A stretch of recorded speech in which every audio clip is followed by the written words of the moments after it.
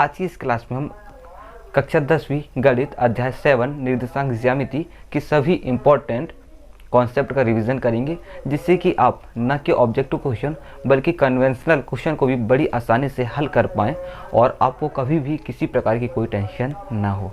चलिए, आज मैं आपको इस अध्याय को अच्छी तरीके से समझना सिखा दूंगा। आप इसे फील करने लगेंगे, महसूस करने लगेंगे। चलिए, सबसे पहले जब भी हम निर्देशांक सुनते हैं सर, तो हमारे मन में एक ख्याल आना चाहिए कि अगर आपको कोई भी बिंदु दिया जाए, अगर कोई आपको ए बिंदु दिया है तो इस बिंदु के निर्देशांक एक्स वाई के रूप में प्रकट किए जाते हैं। कैसे प्रकट किए जाते हैं? एक्स वाई के रूप में बोलेगा आपसे क्वेश्चन में। एक्स वाई के रूप में आपसे 2 3 भी बोल सकता है कि बिंदु ए के निर्देशांक 2 3 है। तो आप समझ गए निर्देशांक आखिर क्या होते हैं एक्स वाई के रूप में। अगर 2 3 दिया है तो 2 3 के लिए आपके लिए एक्स का मान हो जाएगा 2 और वाई का मान हो जाएगा 3। इतना आप सभी जानते हैं। और जो एक्स वाला पार्ट होता है, एक्स वाले पार्ट को हम कहते हैं भुज। क्वेश्चन में कई बार ये भी पूछता है ऑब्जेक्टिव में, एक्स वाले भाग को कहते हैं भुज और वाई वाले भाग को कहते हैं कोटि। ये चीज़ भी आप ध्यान रखिएगा, एक्स वाले भाग को भुज कहते हैं और वाई वाले भाग को कहते हैं कोटि। फिर जो हमारी अगली स्टेप होती है वह आती है चतुर्थांश, कि आखिर हमने जो निर्देशांक तो देख लिए सर, इन्हें कहाँ पर प्रदर्शित करते हैं। तो इन्हें प्रदर्शित करने के लिए चतुर्थांश का यूज़ किया जाता है। चतुर्थांश क्या होता है? चतुर्थांश, इसी शब्द से स्पष्ट है चतुर्थ, जिसमें 4 अंश होते हैं, चतुर्थ अंश होते हैं, उसे हम चतुर्थांश कहते हैं। तो जो चतुर्थांश होता है इसमें 2 अक्ष होते हैं साथियों। जो आपको ब्लैक लाइन दिख रही है, आड़ी वाली लाइन दिख रही है, ब्लैक लाइन, यह कहलाता है एक्स अक्ष।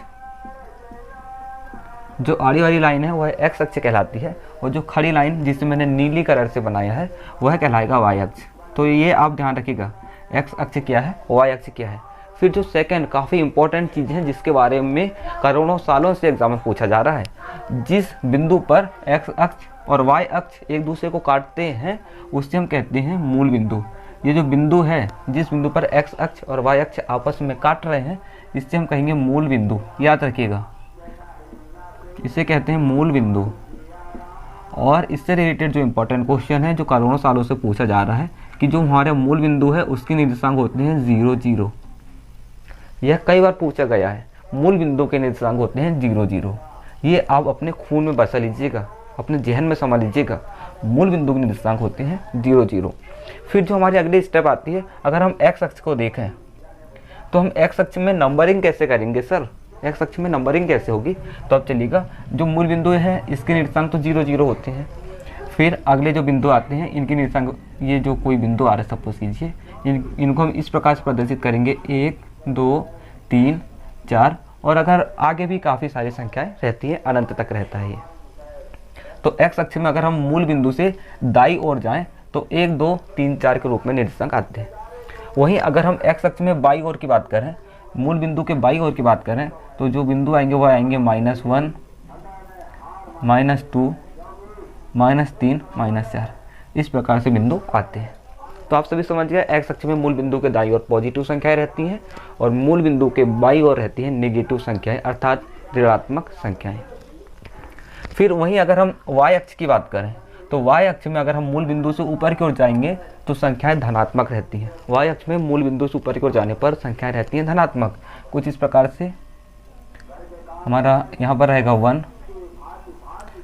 फिर 2 3 4, इस प्रकार से ऊपर की ओर संख्याएं आती जाती हैं। अर्थात मूल बिंदु के ऊपर अगर हम वाई अक्ष में देखें तो संख्याएं धनात्मक रहती हैं।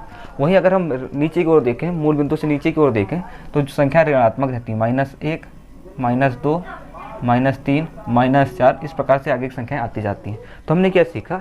एक्स अक्ष में अगर हम दाईं ओर देखें तो संख्याएं धनात्मक हैं, बाईं ओर ऋणात्मक है। वहीं अगर हम वाई अक्ष में देखें तो ऊपर की ओर जाने पर संख्याएं धनात्मक होती हैं और नीचे संख्या रहती है ऋणात्मक। इतना सभी जान लिए।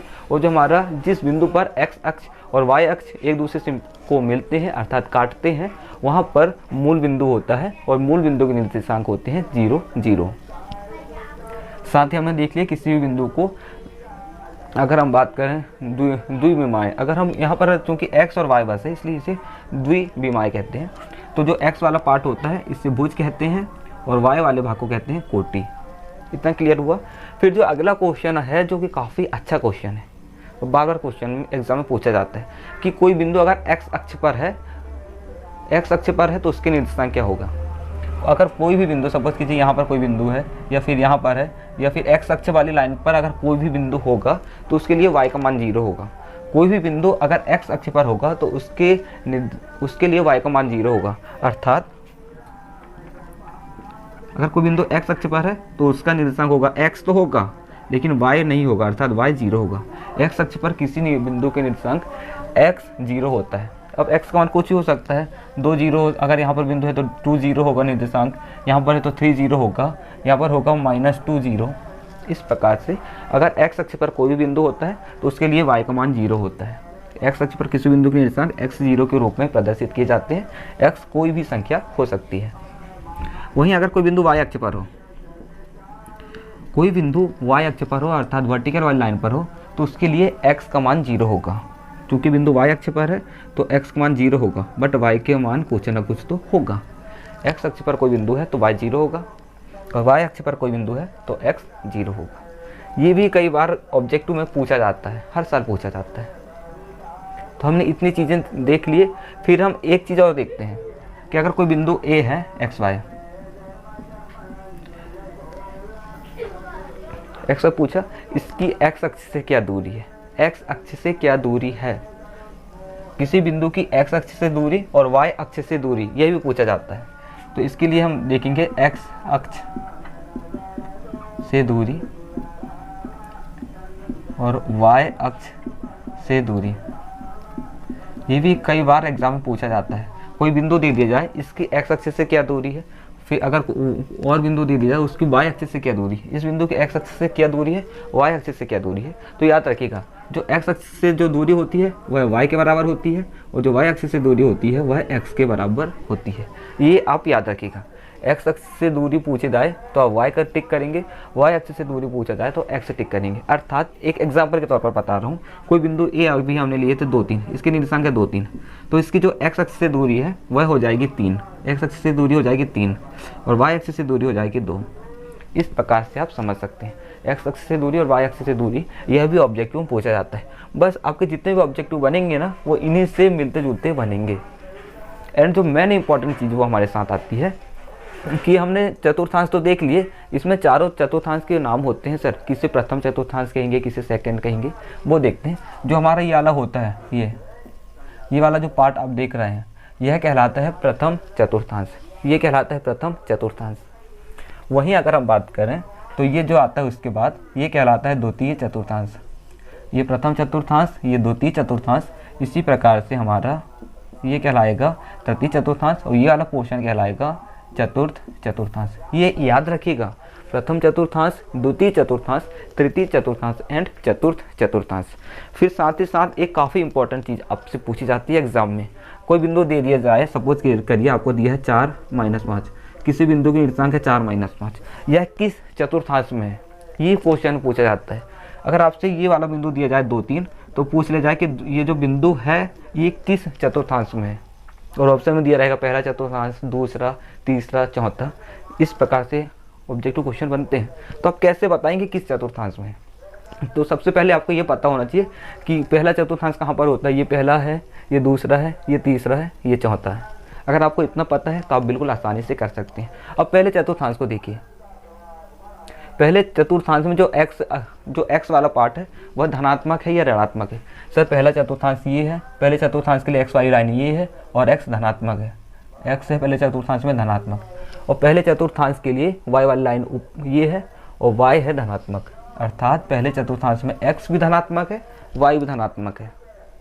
इतना क्लियर हुआ?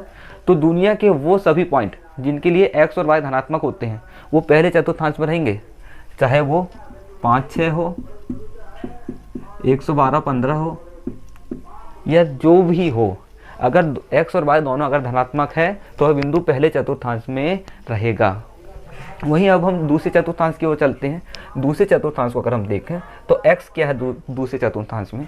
दूसरे चतुर्थांश में x वाली लाइन ये है, ये दूसरा चतुर्थांश से x वाली लाइन ये है, तो x है सर दूसरे चतुर्थांश में माइनस में, ऋणात्मक है। तो x सबसे पहले हम x लिखते हैं, x है ऋणात्मक, और y देखें तो दूसरे चतुर्थांश के लिए y वाली लाइन यही वाली है और y है धनात्मक। तो दुनिया के वो सभी बिंदु जिसके लिए x ऋणात्मक हो और y धनात्मक हो दूसरे चतुर्थांश में रहेंगे। कितना क्लियर हुआ। अब तीसरे चतुर्थांश की बात करते हैं कि तीसरे चतुर्थांश के लिए अगर हम देखें तो x ये है, अर्थात तीसरे के लिए x है ऋणात्मक। वहीं अगर हम y की बात करें तीसरे चतुर्थांश के लिए तो ये तीसरा चतुर्थांश ये y वाली लाइन y भी ऋणात्मक है, अर्थात तीसरे चतुर्थांश के लिए x भी ऋणात्मक y भी ऋणात्मक। तो दुनिया के वो सभी बिंदु जिनके लिए x भी ऋणात्मक होता है y भी ऋणात्मक होता है तीसरे चतुर्थांश में रहते हैं। कोई एग्जाम्पल के तौर पर देखिए -2 -4, चूँकि दोनों माइनस में है तो यह तीसरे चतुर्थांश में रहेगा। अब हम बात करते हैं चौथे चतुर्थांश की। आप मन में देखिएगा चौथे चतुर्थांश के लिए x क्या आ रहा है, तो आप सभी ने क्लिक किया होगा अपने मन में x सर चौथे के लिए धनात्मक आ रहा है।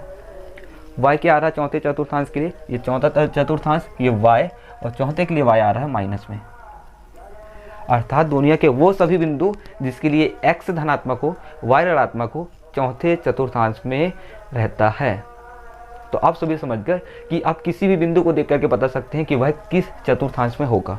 एक और एग्जांपल लेकर के मैं बताता हूँ, कुछ एग्जांपल लेते हैं। चलिए 5 -4 5 4 -5 4 -5 -4 ABCD, ये बिंदु किस चतुर्थांश में ये बताना है। तो हम एक को देखें सर x धन में है y माइनस में है, x धन में है y माइनस में, देखेंगे x धन में है y माइनस में, अर्थात यह चौथे चतुर्थांश में लाई करेगा, काहे में चौथे में। अब बी पॉइंट को देखिए सर, बी को देखें सर x भी धनात्मक है y भी धनात्मक है, और धन धन वाले किस में रहते हैं, हमने देखे धन धन वाले रहते हैं पहले चतुर्थांश में, तो बी हो जाएगा पहले चतुर्थांश में। वही हम सी पॉइंट को देखें तो -5 4 क्या है, -5 4, अर्थात x माइनस में है और y है प्लस में, x minus y plus, x minus y plus, अर्थात यह दूसरे चतुर्थांश में लाई करेगा। डी पॉइंट को देखें तो x भी माइनस में y भी माइनस में, और माइनस माइनस किस में होते हैं, तीसरे में x माइनस वाई माइनस, अर्थात यह तीसरे चतुर्थांश में लाई करेगा। इस प्रकार से आप दुनिया के कोई भी बिंदु के बारे में बता सकते हो कि वह किस चतुर्थांश में है, पहले में है, दूसरे में है, तीसरे में है या फिर चौथे में। चलिए अब हम दूरी वाले सूत्र की ओर चलते हैं। सेकंड क्वेश्चन होता है साथियों, हमसे दूरी पूछी जाता है। कोई दो बिंदु दे दिए जाते हैं, जैसे एग्जाम्पल के रूप में कोई ए बिंदु है जिसकी निर्देशांक 2 3 है और बी बिंदु है जिसकी निर्देशांक 4 5 है। इन दोनों के बीच की दूरी बताइए, तो हम कैसे निकालेंगे। तो इसके लिए हम सपोज करिए इस प्रकार से सूत्र को याद करते हैं, बनाते हैं, सूत्र याद करते हैं कि कोई बिंदु ए है जिसकी निर्देशांक x1 y1 है और एक बिंदु है जिसकी निर्देशांक x2 y2 है। इन बिंदुओं के बीच की दूरी कैसे निकालें। तो इसके लिए जो सूत्र होता है वह होता है इनके बीच की दूरी ए बी बराबर होती है वर्गमूल के अंदर x1 माइनस x2 पूरे का वर्ग प्लस y1 माइनस y2 पूरे का वर्ग। ये सूत्र आप याद रखिएगा। किन्हीं भी दो बिंदुओं के बीच की दूरी होती है वर्गमूल के अंदर x1 माइनस x2 पूरे का वर्ग प्लस y1 माइनस y2 पूरे का वर्ग। इसमें आपको सिर्फ ये याद रखना है कि x वाले में से x वाले को ही घटाना है, x वाले घटेंगे और y वाले घटेंगे। इस सूत्र को हम इस प्रकार से भी लिख सकते हैं, x2 माइनस x1 पूरे का वर्ग प्लस y2 माइनस y1 पूरे का वर्ग, ऐसे भी लिख सकते हैं। क्लियर। तो आप सिर्फ इसको याद रखिएगा, किन्हीं भी दो बिंदुओं के बीच की दूरी निकालते हैं हम वर्गमूल के अंदर x1 माइनस x2 पूरे का वर्ग धन y1 माइनस y2 पूरे का वर्ग। हम x1 x2 y1 y2 कैसे निकालेंगे, इसकी तुलना कर लेंगे हम। ये जो पहला बिंदु दिया है x1 y1 से तुलना करेंगे तो x1 का मान आ जाएगा 2, y1 का मान आ जाएगा 3। फिर इसकी तुलना करेंगे x2 y2 से तो x2 का मान आ जाएगा 4, y2 का मान आ जाएगा 5। मैं ये पहले वाले सूत्र से बीच की दूरी निकाल रहा हूँ, आप इससे भी निकालिएगा ताकि आपका यह संदेह दूर हो जाए कि इन दोनों से समान मान आता है या नहीं आता है। चलिए हम पहले वाले से अगर मान रख के देखें तो दो बिंदुओं के बीच की दूरी भी बराबर हो जाएगी। x1 का मान है हमारे पास 2 माइनस x2 का मान है 4 पूरे का वर्ग धन y1 का मान है हमारे पास 3, y2 का मान है 5। इस प्रकार से हम निकालते हैं तो हम देखें 2 माइनस 4 कितना होता है, 2 में से 4 घटेगा तो बचेगा -2, क्या होगा -2। -2 का वर्ग धन 3 - 5 होता है -2 का वर्ग। क्लियर। जब हम इससे हल करेंगे तो -2 का वर्ग हो जाएगा 4 धन -2 का वर्ग हो जाएगा 4, अर्थात वर्गमूल के अंदर 8। अगर हम इससे हल करें तो हम इससे और अच्छे से हल कर सकते हैं। इसे लिख सकते हैं 4 × 2 और 4 का वर्गमूल होता है 2, 2 वर्गमूल 2 कर सकते हैं।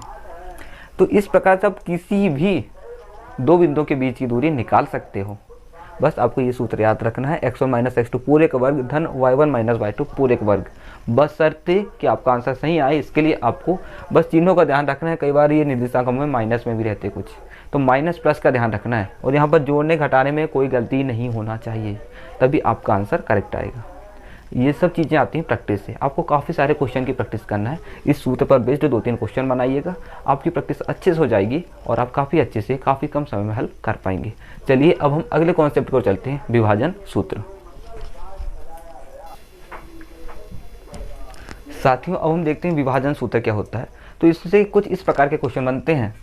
बिंदु दिया जाएगा आपको, दो बिंदुओं 2, 3 और 4, 5 को मिलाने वाली रेखा को 2:3 के अनुपात में विभाजित करने वाले बिंदु के निर्देशांक ज्ञात कीजिए।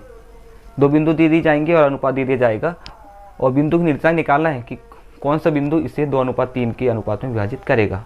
और अगर हम इस टाइप से देखें तो दो बिंदु दिए जाएंगे x1 y1 और x2 y2, इन्हें m1 अनुपात m2 के अनुपात में विभाजित करने वाले बिंदु के निर्देशांक निकालिए।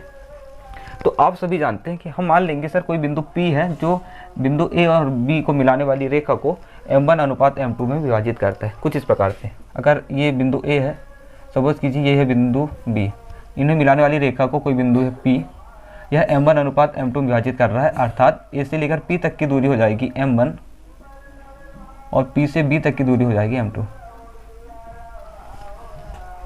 तो हमें ये P बिंदु का निर्देशांक निकालना है। तो निकालेंगे कैसे? तो इसके लिए सूत्र होता है, किसी भी बिंदु के निर्देशांक सर x y होते हैं। क्या होता है x y? ये आप सभी जानते हैं।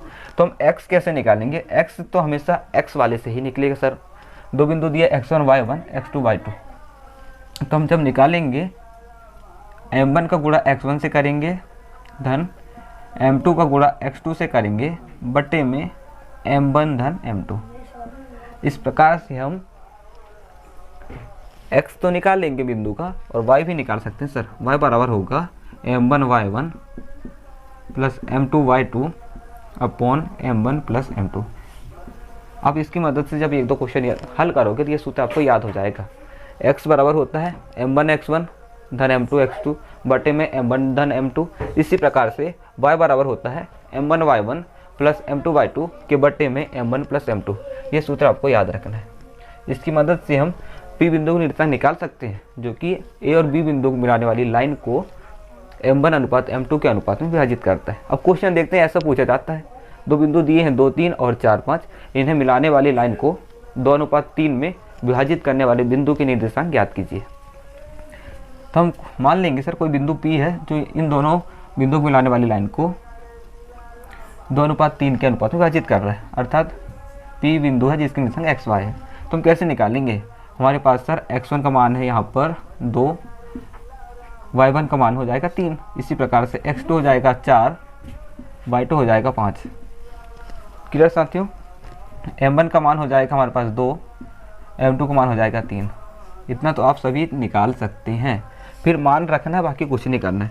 तो x बराबर क्या हो जाएगा m1 इंटू x1। m1 का मान है 2, x1 का मान है 2 धन m2 x2। m2 का मान है 3, x2 का मान है 4। m1 x1 m2 x2 upon m1 plus m2। m1 का मान हमारे पास है 2 और m2 का मान है 3। जब हम इसे हल करेंगे तो x का मान आएगा। इसी प्रकार y का मान निकालेंगे। m1 y1 रखना है, हमारे पास m1 का मान है 2, y1 का मान है 3। क्लियर?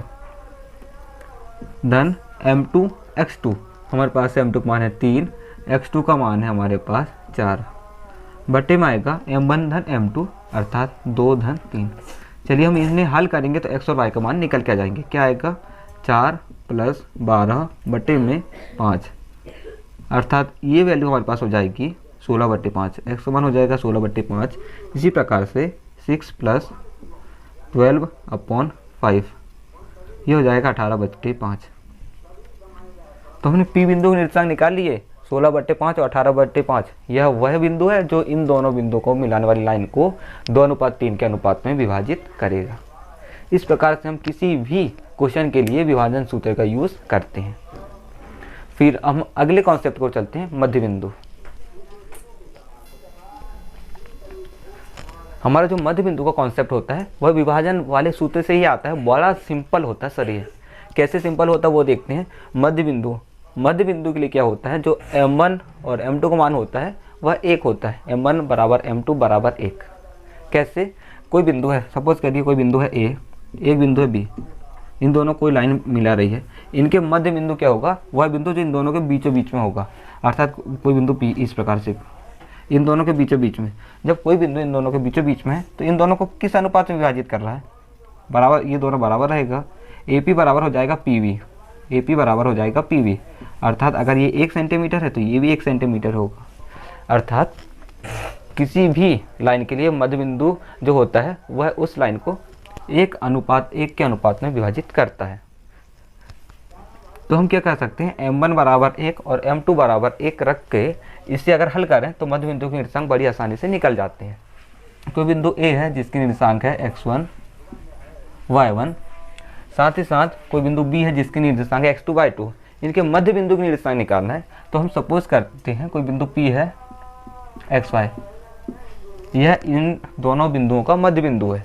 तो क्या होगा, मध्य बिंदु के लिए x बराबर हो जाएगा, m1 के स्थान पर 1 रखेंगे, x1 + 1 × x2 / 1 + 1। जब हम इसे हल करेंगे तो आएगा x1 + x2/2।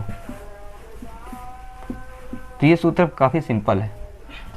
मध्य बिंदु पूछा जाए तो x वाले को जोड़ दो और 2 से भाग दे दो। मध्य बिंदु होता है x1 + x2 के बटे में 2। इसी प्रकार से y बराबर हो जाएगा y1 + y2/2।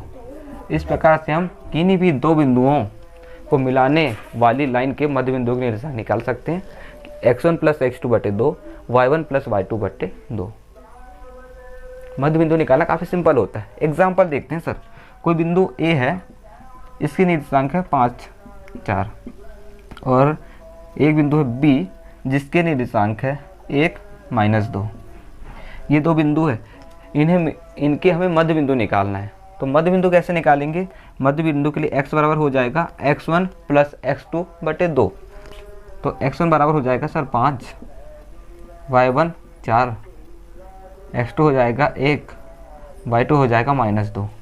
x1 + x2/2, x1 के स्थान पर 5 धन x2 का मान है 1/2, कितना हो जाएगा 6/2।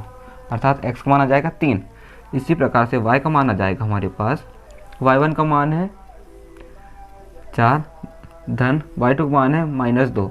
इन चिन्हों का ध्यान रखना है आपको। चिन्ह में अगर आपने कोई गलती करे तो आंसर गलत। क्या आएगा, 4 धन -2/2, 4 धन -2 होगा 4 - 2/2, अर्थात 2/2, 1। तो इन दोनों बिंदुओं को मिलाने वाला जो बिंदु है उसके निर्देशांक हो जाएंगे 3, 1। अर्थात इन दोनों बिंदुओं के मध्य बिंदु का निर्देशांक होगा 3, 1। इस प्रकार से हम किसी भी बिंदु के मध्य बिंदु के निर्देशांक निकाल सकते हैं। अब हम चलिए त्रिभुज का क्षेत्रफल और संरेखित बिंदु की ओर चलते हैं।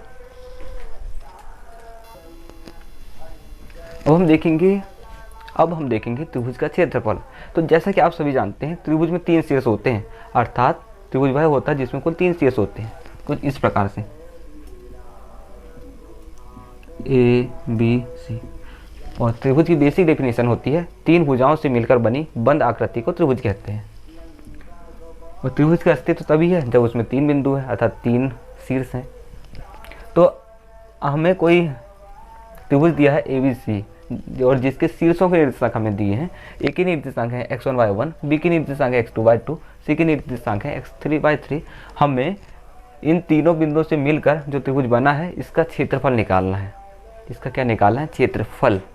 तो इसके लिए जो सूत्र होता है इसे याद करना काफ़ी डिफ़िकल्ट होता है, बट मैं आपको ट्रिक बताऊंगा, आप काफ़ी अच्छे से कर लेंगे। सबसे पहले आपको क्या करना है, त्रिभुज का क्षेत्रफल बराबर होता है, आप सभी जानते हैं त्रिभुज का क्षेत्रफल होता है 1/2 गुणित आधार गुणित ऊंचाई। मैंने तो ऐसे याद किया था। होता है, बिल्कुल होता है। तो आपको क्या करना है, ये आपको याद नहीं करना, यहाँ पर इसकी ज़रूरत नहीं है, लेकिन समझने के लिए मैं आपको बता रहा हूँ। तो 1/2 यहाँ से आप रख लीजिएगा। फिर आप क्या करिएगा, 1/2 तो हमने ले लिए सर, क्योंकि 1/2 आधार गुणित ऊंचाई होता है। फिर क्या करिएगा आप, कुछ इस प्रकार से लिखिएगा, x y minus y plus x y minus y plus x y minus y. आपको ये 3 बार लिखना है, क्योंकि 3 बिंदुओं से मिलकर त्रिभुज बनता है, तो 3 बार लिखना है। X y minus y plus x y minus y plus x y minus y. इतना तो समझना पड़ेगा, याद करना पड़ेगा। फिर इनकी नंबरिंग कैसे करना वो मैं आपको बता रहा हूँ। आप लिखिएगा 1 2 3, लिख सकते हैं ना, 1 2 3, बिल्कुल। तो फर्स्ट टाइम आप 1 से घूमना चालू करिए। ये आपकी घड़ी ऐसे घूमती है सर, घड़ी ऐसे घूमती है ना, बिल्कुल घूमती है। तो 1 2 3, सबसे पहले 1 से घूमना चालू करिए, तो 1 2 3 क्या लिखेंगे, 1 2 3 हो गया। फिर 1 से हमने देख लिया, अब 1 से नहीं घूमेंगे, अब हम 1 को छोड़ देंगे, 2 से घूमना चालू करेंगे। 2 3 1 2 3 1 क्या आएगा, 2 3 1। पहले हमने 1 से घूमे तो 1 2 3, फिर 2 से घूमेंगे 2 3 1, फिर 3 से घूमेंगे 3 1 2 3 1 2। इस प्रकार से हम त्रिभुज के सूत्र को याद रखते हैं। 1/2 x1 y2 minus y3 plus x2 y3 minus y1 plus x3 y1 minus y2। इस प्रकार से हम त्रिभुज का क्षेत्रफल याद करते हैं। साथ ही साथ मैं आपको बता दूं, इसमें किसी भी क्वेश्चन को हम हल कर सकते हैं, किन्हीं भी 3 बिंदुओं का से मिलकर बने त्रिभुज का क्षेत्रफल निकाल सकते हैं। बट इसमें गलती क्यों होती है, इसमें गलती इसलिए होती है कि हम माइनस प्लस का ध्यान नहीं रखते हैं। तो आप निर्देशांक को अच्छे से पढ़िएगा और माइनस के स्थान पर प्रॉपर माइनस लिखिएगा, प्लस के स्थान पर प्रॉपर प्लस लिखिएगा, और जोड़ने घटाने में कोई भी गलती नहीं करिएगा। आपका आंसर बिल्कुल करेक्ट आएगा, एक्यूरेट आएगा। फिर जो हमारा अगला होता है संरेखी बिंदु। संरेखी बिंदु के आपने प्रश्नों को पढ़ा होगा कि आपको कोई बिंदु दे दी जाते हैं, बोला जाता है कि अगर ये बिंदु संरेखी हैं तो के का मान निकालिए। कुछ इस प्रकार से, कोई बिंदु ए है 1 3, कोई बिंदु बी है 3 4, एक बिंदु है सी के 2। ये बिंदु दे दी जाए आपसे, बोला जाए कि इन तीनों बिंदु अगर संरेखी हैं तो के का मान निकालिए। तो सबसे पहले आप संरेखी की डेफिनेशन को समझिए ना, फील करिए आखिर संरेखी होता क्या है। ये एक रेखा है, समझ गए, ये एक रेखा है जिसमें 3 बिंदु सपोज करिए ए बी सी, एक रेखा जिसमें 3 बिंदु ए बी सी। तो ये तीनों बिंदु संरेखी कहलाएंगे। कोई भी बिंदु संरेखी तब कहलाते हैं जब वो एक ही रेखा पर स्थित होते हैं। संरेखी एक ही रेखा पर अगर बिंदु स्थित होते हैं तो संरेखी कहलाते हैं।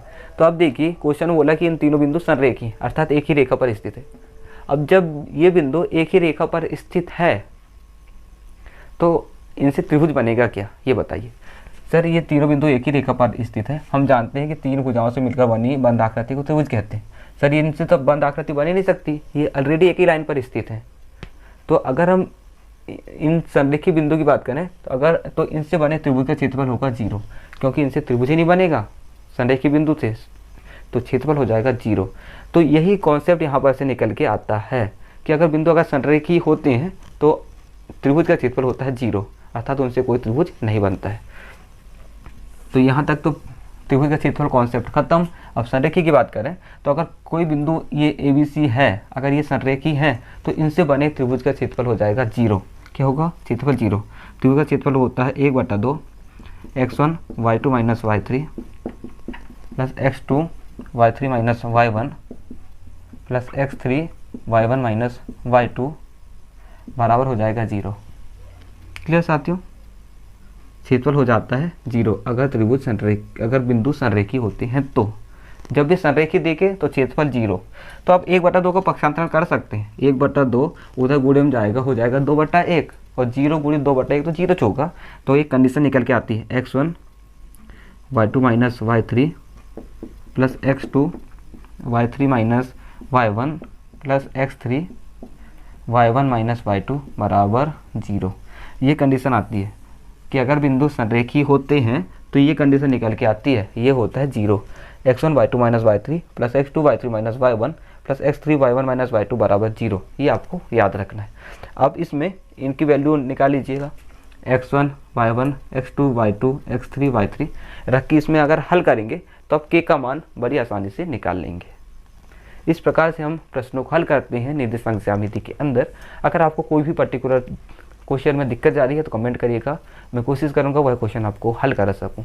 और अगर आपने इस वीडियो को आखिरी तक देखा है तो विश्वास मानिएगा, आप जीनियस हैं, आप अपनी लाइफ में कुछ भी कर सकते हैं। अगर आप इस वीडियो को इतनी देर तक झेल सकते हैं तो आप कुछ भी कर सकते हैं। Thanks a lot.